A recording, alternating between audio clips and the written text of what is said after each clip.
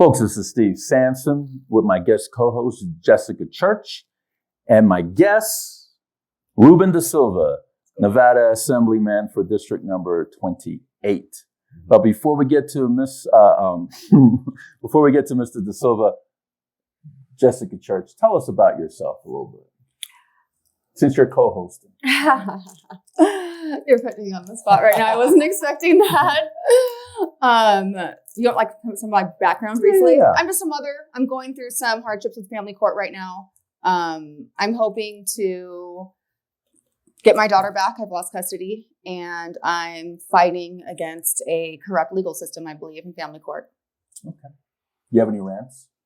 Any rants? Not yet. Maybe later. Okay. No rants. Okay.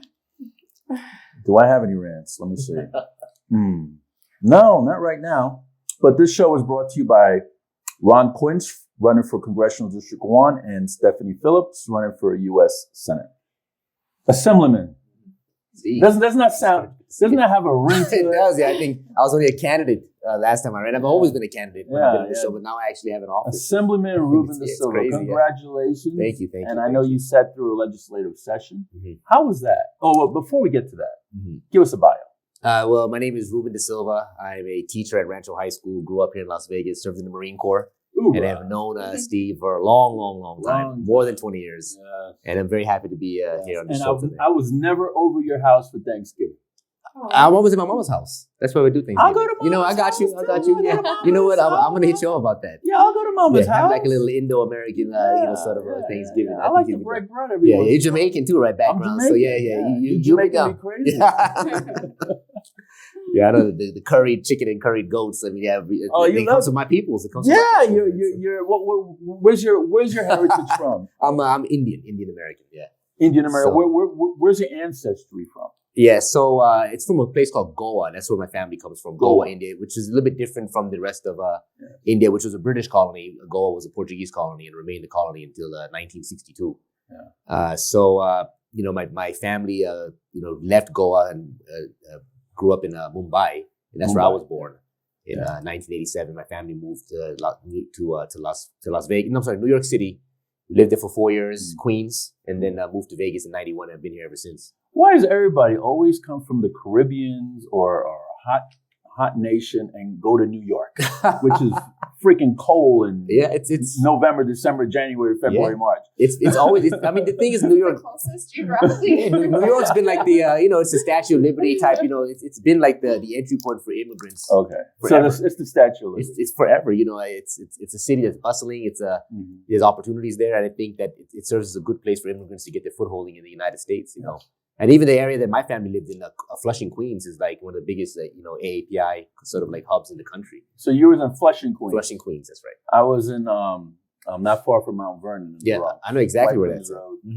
Edenwald Projects. Yep. Co-op City. Was once nice areas and turned bad all of a sudden.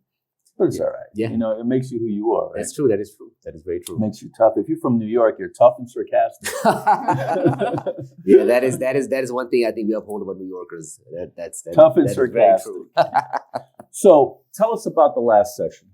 Well, which was your first session? Yeah, my first session, my freshman session. I'll say that it was tough, stressful, but also one of the greatest honors of my life. I think as an immigrant, I really believe in American democracy, the sort of freedoms that we have in this country, and one of the ultimate ways of serving that country is by serving in office. I did the thing, I served in the Marine Corps, went to war, and then I think that natural, next step was serving in office. And again, it was a heck of an experience. I learned a lot, and I'm looking forward to the next legislative session. This time as somebody who has a sense of wisdom about how to approach the process. And just to let you know, Reuben Da Silva is a Purple Heart recipient. That's awesome. That's because he didn't duck. Anyway. I didn't see him as a sniper. I didn't see him coming. I didn't see him coming. But my condolences for getting shot. But thank you for serving our country. And at least you could say I took a bullet for this country. Not many people could say that, but you were one of the few that can. And thank you for doing that. Thank you for your service as well. Thank you. Let's talk. Thank you. Let's talk about family court. And the reason why I want to talk about this is because I should have been more involved in this last session, which this is probably one of the few sessions that I didn't even go to because of all what's going on. Everybody's trying to run races 2 years in advance now than a year in advance before. Family court is, I don't know what's going on in family court, but there's a lot of stuff that's going on in family court. In fact, I wrote a book on family court. Hopefully it's going to be published by the end of this year, 55 chapters. It's like a pocket attorney. I want to know why there is no jury boxes in family court, especially when we're dealing with relocation of children and termination of parental rights. And doesn't our Constitution say we have a right to a fair judiciary? I believe it's the 14th Amendment that allows that. How is that fair if there's no jury box and one man or one woman, one judge makes a determination for the rest of your life and your generation to come with your kids? That's a good question. And, to be honest, I'm not an expert in family law, or that really hasn't been my arena, in the political sort of office that I hold. But my, general, answer to that would be. Maybe I would be, there's a caveat. Maybe I would be asking you to put a BDR in for the next bill draft request. Yeah, I'm looking at all for the next legislative session. I'm looking at, multiple BDRs, and we'll see which ones we end up adopting. But I think my general sort of take on that, again, this is speaking as somebody who does not have too much experience in that realm, is that it's just a workload. From what I hear from the judges across the board, is that they have so many trials and court cases and suits that they have to deal with, that it's just easier to adjudicate in that manner. But I do agree with you. I think that we do have certain constitutional rights. It's not just criminal court trials that we have in the Constitution, which is the 6th Amendment. I think the 7th Amendment has to deal with civil trials, and there also there's a lot of I think the 7th talks about a jury box. Jury. Jury. Jury. And the 14th talks about a fair judiciary. With due process. So I think it's a worthy conversation to be had.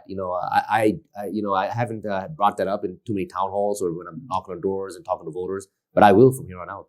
Are you aware that Veterans in Politics is one of the was instrumental with former Judge Jennifer Elliott and former House Speaker Barbara Buckley in creating the family. In creating the Veterans Court. Yeah, I did know that you were very instrumental in creating the court. Yeah. Are you aware that Veterans in Politics was instrumental in putting veterans on driver's license?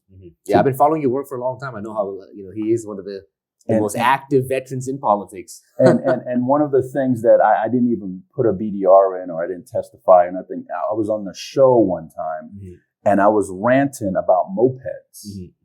And I said, hey, if a moped is on the road, using my road, and they want to be a motorcyclist, wear a helmet. If a moped is on my road, they should pay taxes. For one, they're already impeding traffic because, they're doing maximum 45 miles an hour. And some places are a lot higher and they're still at 40, 45. Some of them are at 35. And they're impeding traffic. They should get tickets for it. And if a moped did a hit and run, how do you know who to identify? A man with a green helmet on a moped, right? There's no license plates. So somebody heard it, and all of a sudden, helmets for mopeds and license plates for mopeds. So I'm hoping that somebody will pick up these things about family court and start implementing them. There was, I believe it was the legislation session before yours. They were trying to get a judicial inspector general to oversee the courts, to go walk in the courtrooms, take notes about the judge, about what's going on, litigants, and that fell through the waste crack. Would you be interested in bringing something? I just had a conversation, about that. I think that was the not just judicial inspector general. I think this was creating a new office at the executive level, and an inspector general who oversees all government. Who's independent of the governor, of the attorney general, and I'd be very supportive of something like that. I think we're a state now that's not this small Western Great Basin state. We're a dynamic state with a dynamic economy. We have a large population, and we actually have important things that need to be dealt with by government. And I'll be strongly in support of a state inspector general. Okay. I think the jury is a great idea because it seems like the judges are so overworked Mhm. that they're exhausted and their Yeah, yeah. abilities to judge are a little bit, slighted. They're not Mhm. doing it with the best of their ability. So I think that's a great idea. Mhm. What about Judicial Discipline Commission? Mhm. They have no teeth. Yeah. And the state bar, I don't believe they're doing their job either. Mhm. How could you give, as a legislature, how could you give the state bar more teeth? Maybe increase their budget. I mean, not the state bar, Judicial Discipline Commission, maybe increase their budget or what have you. The reason why I say that, because remember Stephen Jones, former family court judge that the Judicial Discipline and indicted and Mhm. got him arrested and locked up and all that stuff. I was told that that whole trial went right to Stephen Jones' trial. They had no more budget Mhm. after that. Mhm. They were completely wiped out. Mhm. How could you get the Judicial Discipline Commission to have more budget and more oversight? Yeah, that's a good question. And these conversations about accountability, I think, are long overdue. I know this past legislative session, the real focus was having a sense of accountability over the school district. Governor Lombardo and the state legislature, Steve Yeager, Nicole Canizaro, we gave billions of dollars to public education. But with that came a sense of accountability. We created new subcommittees that were just solely looking at how money is spent and how the school districts are audited. I think that should also be applied to other areas of government interest, including the judiciary. If it was up to me, again, this is just my purview. I'm not a lawyer. I'm a teacher. Education is more of my focus. But I think that other states have. Sometimes teachers are a lot smarter than lawyers. Yeah, but my thing has always been like, you got to look at empowering the sort of institutions that already exist. In regards to how do we have oversight over local governments, the state can. And one of the ways of doing that is through the Attorney General's office. I think having like a department there that looks at our elected judiciary, investigates the judiciary and seeing if there's any kind of Public corruption, corruption or anything that's a mishap. The other thing would be the state legislature also creating an oversight committee over the judiciary, just as we created this legislative session over the school budgets. So there's ways of approaching it that are outside of the judiciary itself. That's outside of these commissions that oftentimes are appointed by folks who then have some kind of they owe somebody something for having that appointment. The legislature we're elected. Our allegiance is to the people, and the folks who serve on those interim committees who have oversight over the judiciary and other aspects of local government are, elected in the end and not appointed. And that's a big that means a lot. I think also the Attorney General's office is also an excellent place where we can actually have some oversight. But if it was up to me, in the end, it would be the creation of that Inspector General, whose sole existence is to serve as an independent investigatory seat, elected office now, vis-a-vis local government, and this would include all of the Nevada's judiciary. Are you going to carry that bill? I think somebody more senior should carry a bill like that, but I would be open to it. I have a lot of bills already, that I'm looking at introducing. What bills are those? I have 4 that are going to be that are going to be education related bills. I have I don't want to talk too much about it because this is very nascent, I think, to discuss this for the next legislative session. Mm-hmm. I have some that are going to be around organized labor, and I also have some that are going to be pro-immigrant bills, like the one I put out this that passed, AB 226, which allows DACA recipients to get in-state tuition. It was supported by the governor. The governor signed it into law, and so bills like that. You sponsored it. I sponsored it. Yeah. And it passed. It's now law. It is now law. Yeah. Congratulations. Thank you. How many bills have you sponsored that became law? So being a freshman too, I don't sponsor anything. I ushered through 4 bills that eventually became law. And I'm proud of them. Let's hear. So one bill was the one I just talked about, Assembly Bill 226, which now this is an issue with the federal government when it comes to DACA recipients. So DACA is a program that's recognized by the federal government to allow folks who don't have papers to get recognized. If you were here as a child, deferred action for childhood arrivals. Mm-hmm. So when it comes to actually going to school, there's only one way you can get in-state tuition, which is by graduating from the high school that within the state. But we know that over the past decade, recipients of the program and moving around the country. And, if you want to go to school and you got your high school, diploma in California, but now you're living in Florida or Nevada or Arizona, you cannot get in-state tuition. That's just what the law says, So we created a caveat in the Nevada law that says that if you have been living here for 1 year, just like anybody else, and take the high school equivalency test, then you can also get the in-state tuition, which benefits us. I think this is another individual who wouldn't go to college who is now paying tuition even though it's in-state, and I think an educated workforce is always a better workforce, especially those that are college educated. So I think this is going to help folks. So that's one bill. The other, you want me to go through all of them? Yeah, go ahead. All right, you said 4, right? Yeah, 4. So the other one is Assembly Bill 279, which gives the children of combat wounded veterans now free college education. Oh, okay. So this was, a combat wounded, like Purple Heart recipients. Okay. Yeah. Purple Heart recipients, combat wounded. So we, Edgar Flores and myself, worked on the bill in 2019. I was just an education advocate back then, and we passed a bill here. We used the Indiana law really as like the basis of it that allowed for Purple Heart recipients now to get a free college education in Nevada, and this is now an extension to the children of those combat wounded vets. Texas actually has a law in place. Texas actually, you look at their, I know you know this. They have some very pro-veteran sort of like legislation out there, especially in regards to education benefits. So in Texas, even your grandchildren can actually get a free college education at a Texas state-sponsored university. So that's the sort of like ethos that we followed here. And it passed. Governor signed it. It's now a law.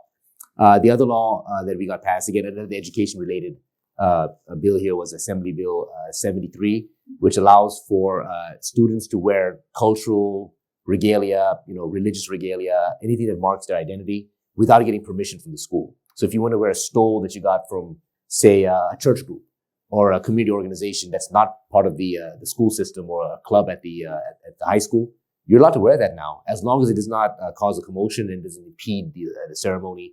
If it's some sort of cultural or an expression of your identity, you can wear that stole, medallion, even some like headgear. That's representative of who you are at your graduation without getting the approval of the school. So that's another bill that I passed. The fourth bill and this was through the Government Affairs Committee. I ushered the bill and really guided it through the process. It's more of a technical bill. It removes the immigrant workforce sort of task force that we have from the Lieutenant Governor's office to the Secretary of State's office. And Lieutenant Governor was very supportive of this. So was the Secretary of State. It's just because the Secretary of State has more personnel. I think I was really. Yeah, Lieutenant Governor is a part-time person. Yeah, it's like, I was looking at the staff. I mean, you have 10 people, He's a PR guy. Yeah, He's 10 feet. Cheerleader from Nevada. Yeah. But he does have some important. And he's doing a very roles, good job doing that too. Yeah, he really is. But the office really is about it's really focused on expanding tourism. And that was really the focus of the office. So the Secretary of State's office just has a much more a larger staff, and it's more efficient for a body like that to be in the Secretary of State's office. And we made that move. And this is more of a technical bill, but yeah, those are the 4 bills that I got across this session. So the last session, Dr. Robin Titus sponsored a bill that we were pushing called Remove and Retain, and I think we spoke about that. Yeah, which was what was the actual gist of the bill? It was if an incumbent judge goes on the ballot by themselves without any opposition, under their name is Remove or Retain. Oh yeah. So if Remove gets more votes than Retain, then the seat's vacated. The Judicial Selection Committee opens up for applicants, sends 3 names to the governor. Governor picks one, and retention the following election year. And the whole purpose of that is because judges have judicial immunity, right? Judges don't have term limits. They're the only elected body that you can't recall based on the Supreme Court, which I didn't think the Supreme Court should have been involved. I was saying that last week on my show because that's the fox watching the hen house, right? It should be the legislative body that should have made that decision. And I think it should even go way further than that. I think that I think that it was a constitutional amendment. It should have went on the ballot for the people to vote on there. But the Supreme Court came down saying you can't recall judges, which I think is a bunch of BS, because you should be able to recall any of your elected officials, and judges are elected. So there's no term limits. You can't recall them. They got judicial immunity. A lot of attorneys don't want to run against judges because they feel their whole caseload is going to die, and they're not going to be able to feed their families because the judge is going to rule against them. And judge in Department 22 might have somebody in Department E. Judge in Department E might have a friend in Department 3. And, it's a whole gangster clique. No, I'll tell you one thing. You know what I mean? So remove or retain will help get rid of some of that corruption that's on the bench, or just have term limits. 2 terms, and you're out. You're done. Let's move it along. I think that the judicial branch, not just in our state but in our country, is probably one that's most in need of reformation. I've openly said that I'm in favor of the Supreme Court having term limits as well. These lifetime appointments. I have some reservations. I'm not saying I'm fully against it, but some concerns about elected judiciary in the first place. This idea that you have to go out, get donations, raise money, and talk to folks and who are then going to be possibly in front of you, who've made a $10,000 contribution to your campaign. That's, I think that's an area of concern. I like the Missouri plan. In Missouri, their judicial system is a little bit different. So you have an appointment and then an election afterwards. So it's kind of a retention sort of based approach, which I think we should explore, here in this state. I don't know if we have the political will for it. I haven't looked at polling data about that particular topic, but it's something that I could look into and see what how my district feels about it. But I think the general idea about your district, I think they would love it. Yeah, 2080. But I got to poll them. I polled them on a few other topics that and I also held town hall specifically about certain issues. But this is one that I haven't. But I will make sure that I bring that up. And have conversations about it. And I'll talk to you too. About certain questions you think that would help me become more educated about the matter. But when it boils down to it, though, I think that the American judiciary, whether it's the national judiciary, the state judiciary, the local judiciary, is probably the branches that's most in need of reform. So you're a teacher, Rancho High School, a place that you went and graduated from. Yep. I graduated and I'm a teacher. And now you're a teacher. Yeah. Isn't that a irony about that? Yeah, it's actually pretty crazy, but I love it. I think when I first got here from Yale, I graduated from Yale, came out here back in 2013. I remember, you remember that because we were in contact the whole time while I was out there in the East Coast. I wanted to go to any high school but Rancho, but Rancho was the first high school that called, and I went in for an interview and decided to teach there. I was, at first I was like, am I making the right decision? But it was one of the best decisions that I've ever made in my life. And actually, I was having a conversation with Ms. Kirksey Scott, who's here, about how I just love work. I love going to work. It makes me who I am, and the fact that I'm teaching at the high school that I graduated from, and now the students of my own classmates. I'm gonna put you on the spot. I really am blessed. I'm gonna put you on the spot. Forgive me later. I'm a Christian, so I have to forgive, I guess. So you got the superintendent making what, $300,000-$400,000? Teachers in the classroom making $40,000. Yeah. They just gave the superintendent a raise. They wanted to fire him, and they gave him a raise. Very confusing board of trustees, I must say. And the teachers are not making. You're one of them. And the teachers are not making anything in the classroom. What do you say about that? I have a lot to say about this. This has been one of the prime things that I've been involved with. I saw one of your little snippets on the news the other day. Yeah. This is something that I've been heavily. We can do a whole show just on this, to be honest with you.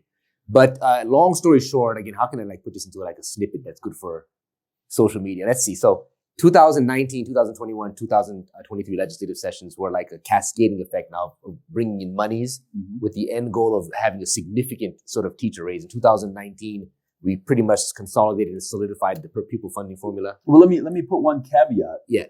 When the marijuana, thick cigar bloom.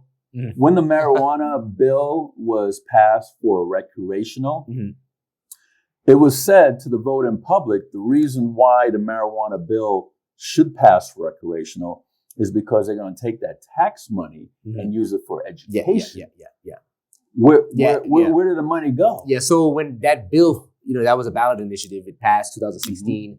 It wasn't used for the education. money went into the general fund, but that was, I believe, fixed 2020. That's not where it's supposed to go. Yeah, now we've actually created that pipeline. Now it goes right into the state school fund. So that's been actually addressed. And I haven't seen any new schools being built. You seen one being built? Yeah. But I'll say one thing. There's an elementary school on Grand Teton that they're building, but I think it's a private There's school. a few. There's one in my. There's been like refurbishing attempts. They're tearing parts of the schools, or sometimes the entire schools, and rebuilding them. But there have been some there, but it's not not brand new ones. Yes, not on the scope that we need to be doing this. Yes. With the sort of growth we've seen here. But I'll also say that the marijuana money in the end, it's bringing in roughly about $100 million per session, per biennium. But we need much more than that. We're looking at a multi-billion-dollar budget. This was news to me. When I had my first budget, briefing, as a freshman lawmaker, half of our budget goes to education. It's K through 12 and higher ed. About roughly half of all the monies that we spend as a state are spent on education matters. Everything else is much smaller. The local government takes care of a lot of things. Infrastructure, the courts, so on and so forth. The county is the municipal government, but the state is, in terms of the amount of the sort of budgetary fiscal focus is on education, and that brings us to this point that when it was all said and done, we set aside $250 million for teacher raises. This was something that was now orchestrated legislatively by Nicole Canizaro, Steve Yeager were the main architects of the bill, and then also strongly supported by the governor. The governor signed the law, and we had the money set aside. We go to contract negotiations with the district. The district is telling us that this is a one-time allotment. When that is not the spirit of the law. The spirit of the law was we give you the money, sign the contract, raise the teacher pay, and then from then on out, the legislature will now deal with that issue. It's no longer a CCSD matter. But they fought us tooth and nail. Teachers and the teachers union and the governor. I mean, we're all on one side here. The teachers, the teachers union, the governor, the state legislature, and it's the school district. And now, unfortunately, the matter is up to a judge. It's going to go to arbitration. This is going to take at least a year, maybe even more, before we have a contract. And we're currently not working under a renewed contract. No teacher in Clark County is. So what's going on with arresting teachers and students? I mean, and students too, maybe, and teachers and parents at Board of Trustees meeting. Yeah. For advocating their First Amendment rights. Yeah, it is sad. Just a couple of days ago. Sad is disgusting. It's disgusting. It's disgusting. You're right. The fact that teachers are now feeling intimidated to even take a sick day because there was a court decision that went down that said that CCSD has to investigate. Has the right to investigate any sort of attempt to organize a strike or a work stoppage of any kind. I mean, this language is based upon first and foremost not any kind of real evidence, but just hearsay. But now the school district, has a lot of ability to go after teachers, and to even arrest them if they feel that they're organizing sick-outs, which is not even a strike, by the way. So this is a pretty, I think, a scary time for teachers. Knowing, even myself. What are you going to do about it? I personally think that we should, look at some legislation that's going to empower, I think, first and foremost, teachers, but also the ability for teachers to organize and collectively bargain. One of the big things that I think that we have to look at is the 1969 law that forbids public employees from striking. I'm not saying we should totally remove the law, but reevaluate, or maybe focus on some language that allow us to do some things that are not necessarily a strike, but allow us to organize and have some sort of concerted effort against a situation like this where the district is almost single-handedly removing our ability to get a raise, And one of the only things that we have, as teachers, is the ability to go out there and demonstrate, the ability to really put pressure on the district through other means, and that's something that we don't have in the state. Other states have it. Illinois, New York is actually looking at a law right now that's going to, allow their public employees to potentially go on a work stoppage. This is pertaining to the transport union, but that's something that we just don't have in the state, and that's something that I would look at as a way of empowering teachers. So the definition of insanity, right? Yeah. Doing the same thing over and over and expect a different result. Mm-hmm. So every August, July, August, I hear the news. Mm-hmm. We're still hiring teachers. Yeah. We have a teacher shortage, and I've been here since 95. Yeah. Mm-hmm. And I'm hearing the same thing every year. Mm-hmm. What gives? Yeah, so I think just to, again, give another not too long of a winded of an answer, but I think we've gone through fits and starts. I know during the late '90s, there was plenty of jobs available. You're getting paid pretty well. There was annual sort of like raises, COLA, if you want to call them that. But then we had the recession that really put a blockage on the hiring of teachers. I mean, we actually went through a situation where the governor said no new hires because we had to freeze the budget. And then we saw like this super growth in openings in 2013. I was a part of that. I was recruited. I came into the teaching field at that time. There was plenty of jobs. No signing bonus, none of that. But the thing is that jobs were available, and it was a pretty like economy that was in recovery. You could buy a house, for $160,000. You could, jobs were pretty available. But now all of a sudden, you can't even get a condo. You can't even get that now. Yeah. So, but the issue has always been the benefits surrounding the teaching career and the pay. I came in at $34,000 a year with 2 Ivy League degrees. That's what I started off as. I did it because I really love teaching. He's got 2 Ivy League degrees and I had job offers that were paying, much higher. But I could just sell 5 bags a week down the street and I'll make it all at one weekend. Yeah. And since, and I'm open about this. Since then, I've gone from 34 to now. Then that same year I went to 47 because I had to fight to get my degrees validated by the district, and the union got involved and helped me with that. And then since 2014, I've gone from 47,000 to 54,000. Which is a 10-year period, and I've only seen that much of a wage increase. We just got to pay our teachers better. This proposal we put in front of the governor, the legislature, and and then the union put in front of the district was, I think, a key answer to that. What's your disability rate, by the way? I have a 7% disability rate. Yeah, I got to get it up to 100. I'm going to work on that. I just haven't had the time, but I need to. Yeah. You need to get it up to 100%. Yeah. That way you could be a little bit more flexible. Yeah, I could. Yeah, it would help big time. I know what I wanted to ask you. In the news, it was last year, some guy, 2 guys driving in the vehicle, some guy opens up his door and knocks over a female biker, right? And I think she died from her injuries. I'm not sure. This year there is 2 kids stole a car, teenagers went for a joyride. Yeah, I saw that. And killed that retired police officer from California, right? We can't ride our bikes on the street anymore. I mean, there has to be some type of more of a severe punishment for people that do things like that. I understand accidents happen, but when you go out of your way deliberately to harm somebody, I think that there should be some type of more severe penalty. That is a great topic to bring up. To be honest with you, when I was knocking doors and doing my interaction with my voters, the number one issue was traffic. It wasn't education, it wasn't healthcare, it wasn't the economy, jobs. It was traffic issues. They spoke about traffic safety, speeding, the fact that they don't feel safe, driving. The fact that we had that horrible accident in North Las Vegas, recently here as another good example of somebody just totally just disregarding the law and killing 15 people, I think it was. Really? That was over there on Cheyenne and Commerce. I had like 7 they had the kids. One of them was my student. Oh, wow. Brian was one of my kids at Rancho. It's a horrible accident. So, the legislature in the prior session did remove some of the criminality that's involved with traffic infractions, which I think there's some good there because you don't want to throw people in jail for having traffic tickets. But if it's a blatant disregard of the law and safety, and it ends up in killing people, your actions, because you just didn't give a damn, like what happened with that horrible incident in North Las Vegas, or with those kids who, ran over that person on purpose. I saw the video. It's hard to watch, right. And killed that individual.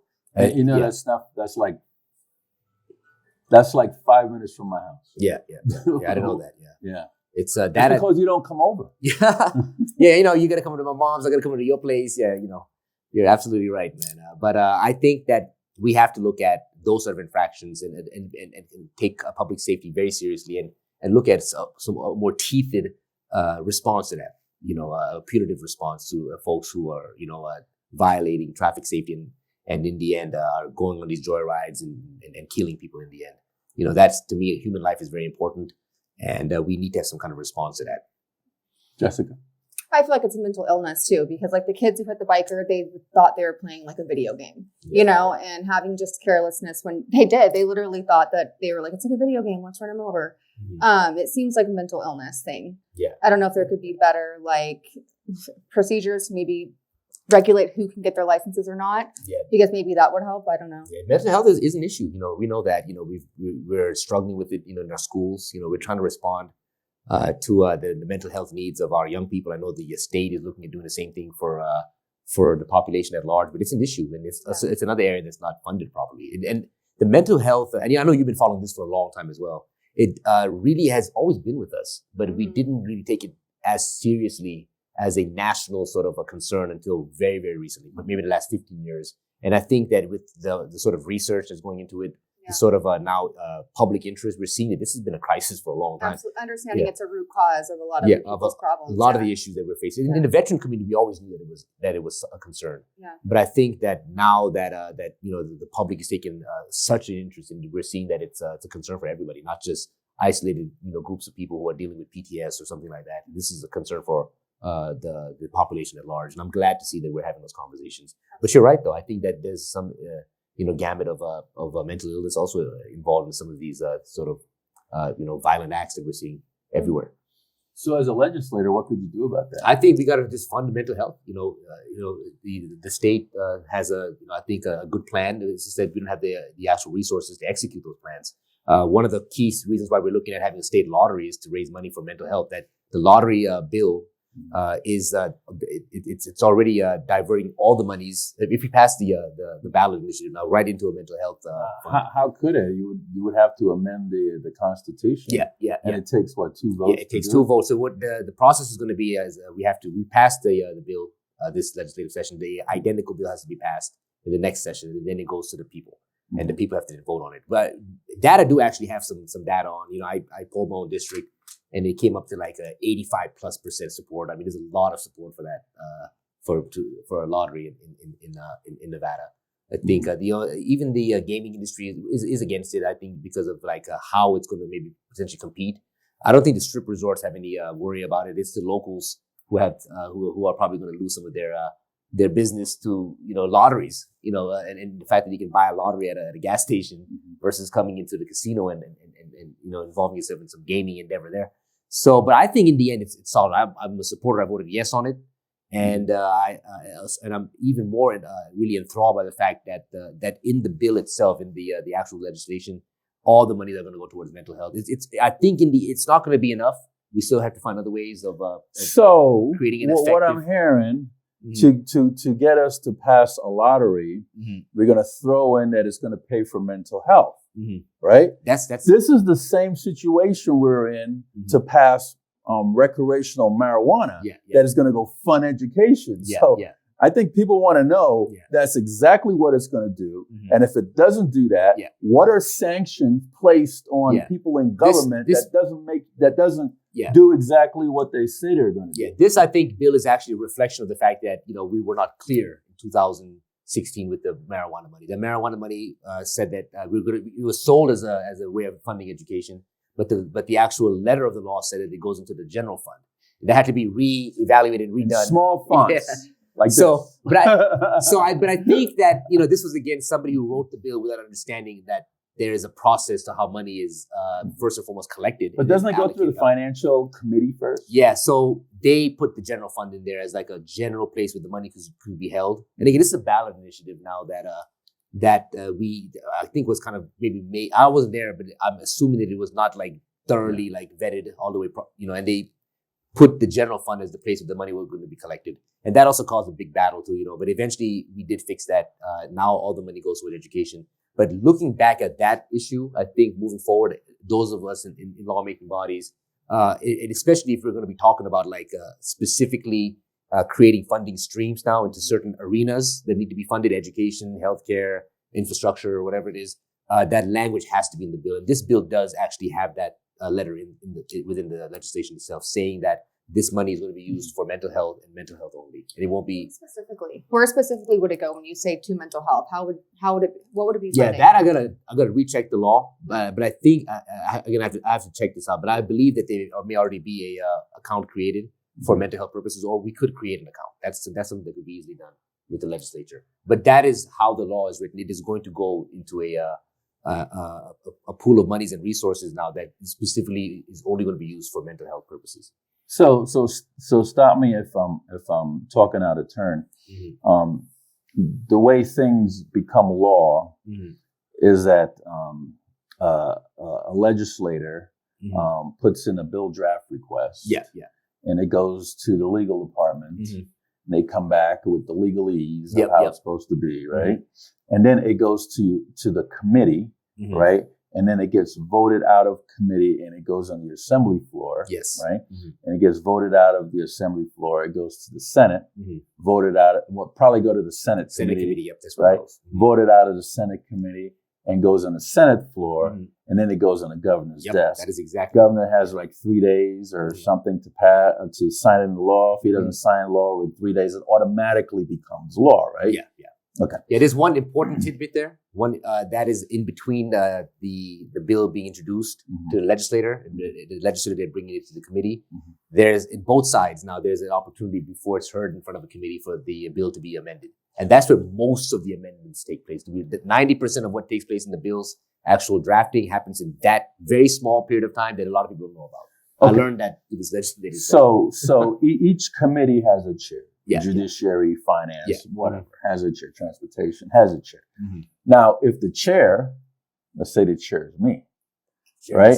So I get all these BDRs that's in my committee.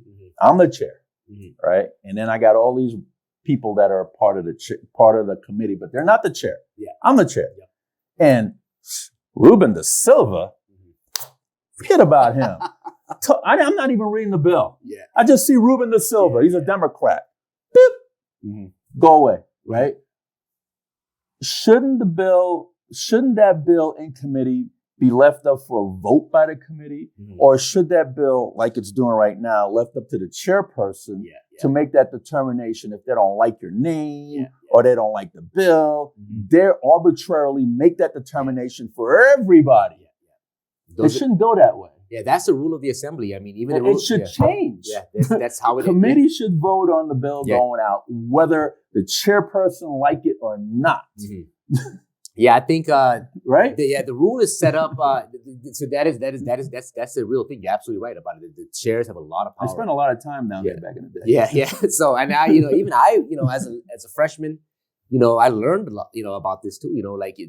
I knew that the chairs were powerful, that they set the agenda for the committee, but the bills themselves cannot be brought in front of the committee for a vote unless the chair is the one who introduces it. That's crap. That's how it works. They need to change that. And I agree with you. I think that there's total transparency. There has to be total transparency. Yeah, there has to be ways that we can bring it about. I think that those bills, the rules, it's not a law. The rules are set for the fact, again, that we talked about this earlier.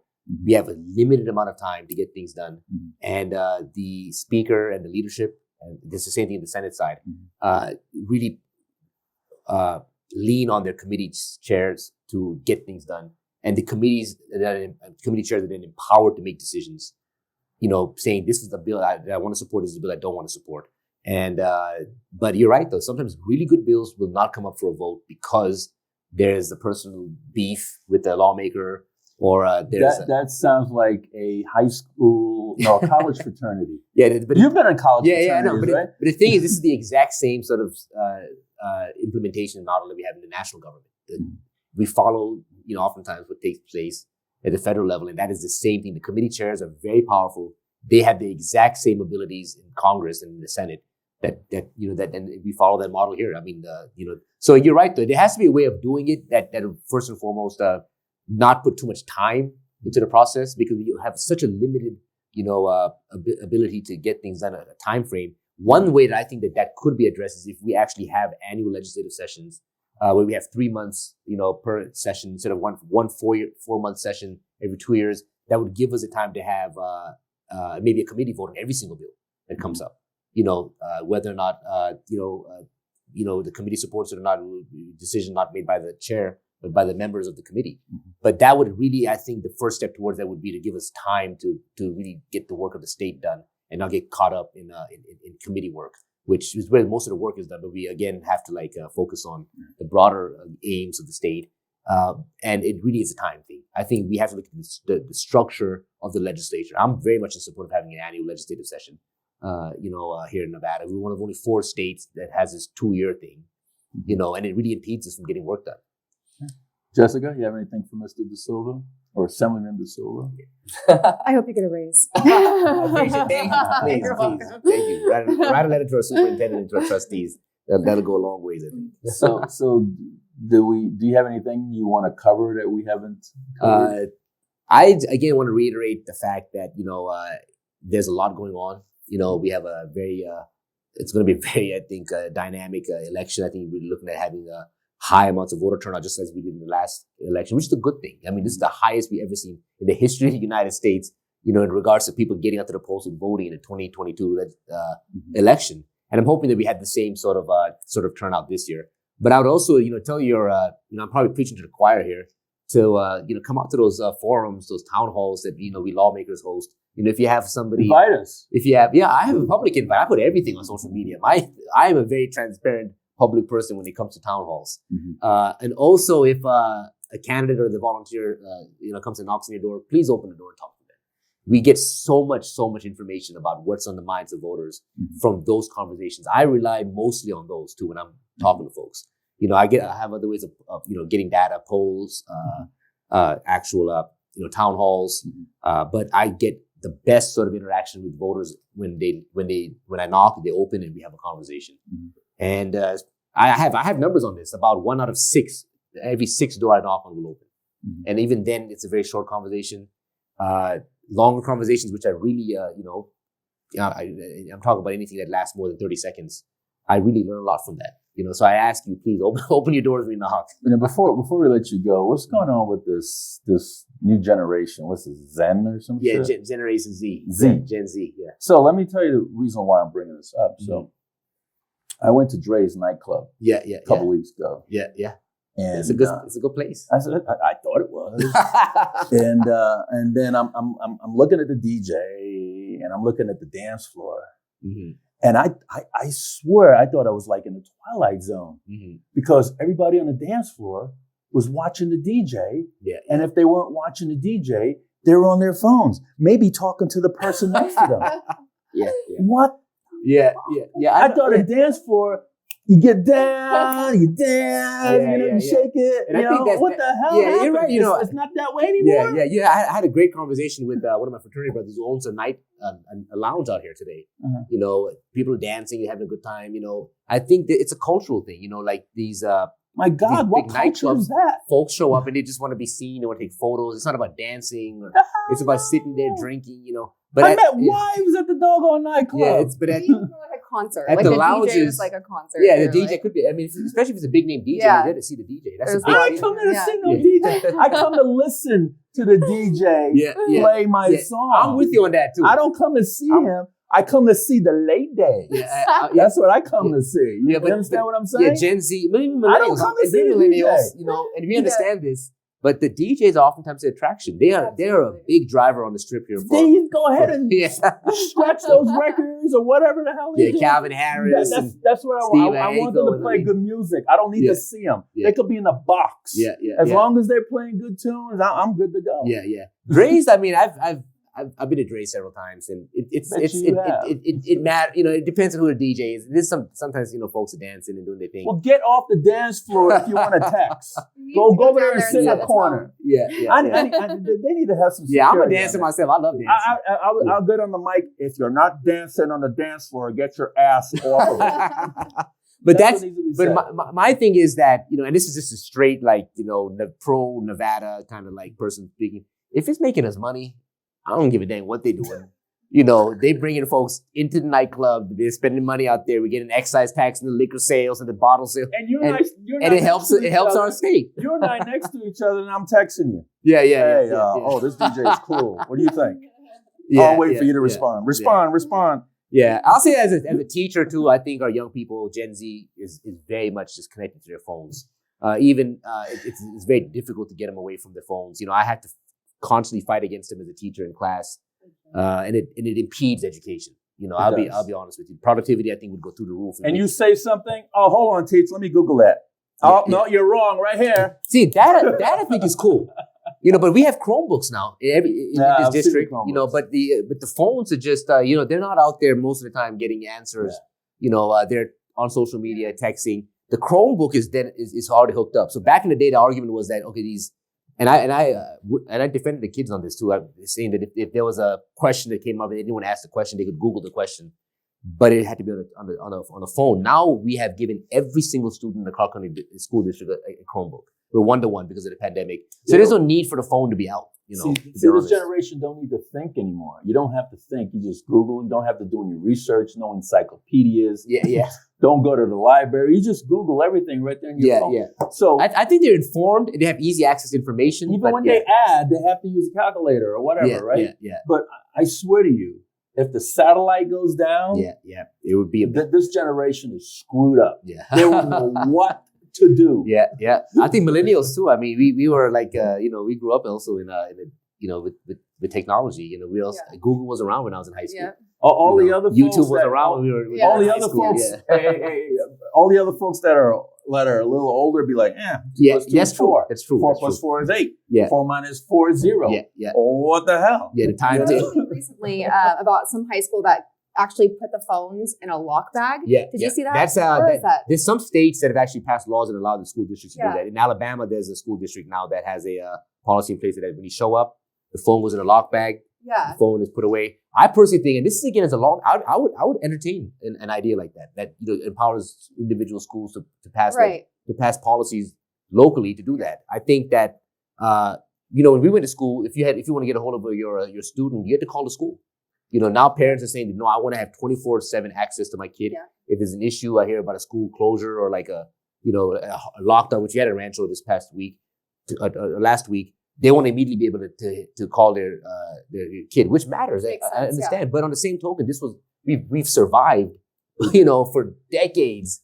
In a world now where if there was an issue that went down, you call the school, and the school is then entrusted with keeping your child safe. Because then, what are you going to do if there's a problem?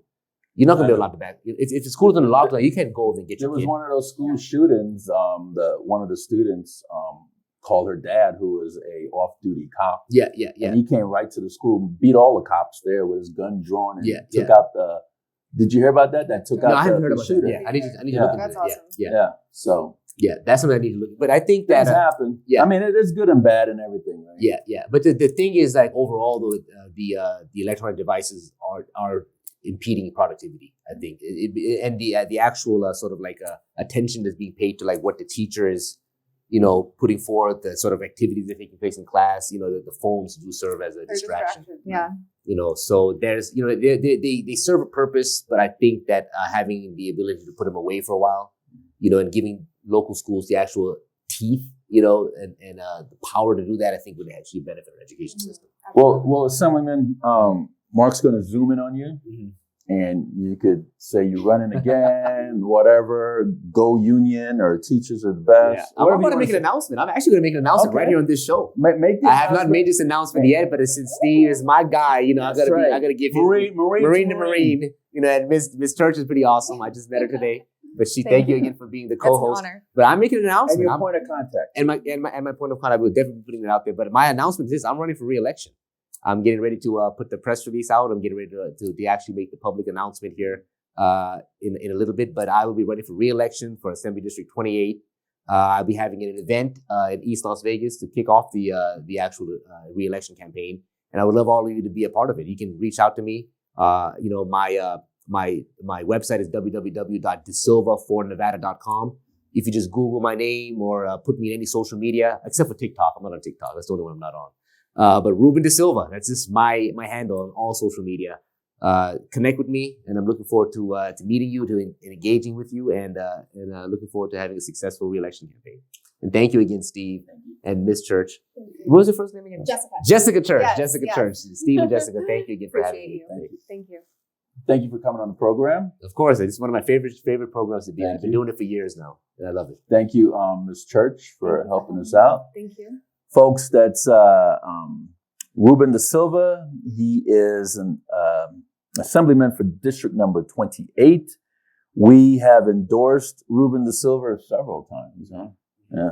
No matter what he runs for, we endorsed him. But so Republicans, just stay out of 28. Let this one go. He's a Marine. He's a Purple Heart vet. He's a good to go. Semper Fi, hoorah. He protected our country. Let 28 slide. Michael McDonald, Jesse Law, 28 is off limits. Don't mess with it. Libertarians, independent Americans, leave it alone. Thank you so much, Reuben. Thank you, Steve. Thank you, Jessica. Thank you. This is Steve Sanson and Jessica Church for Veterans in Politics. Until next time.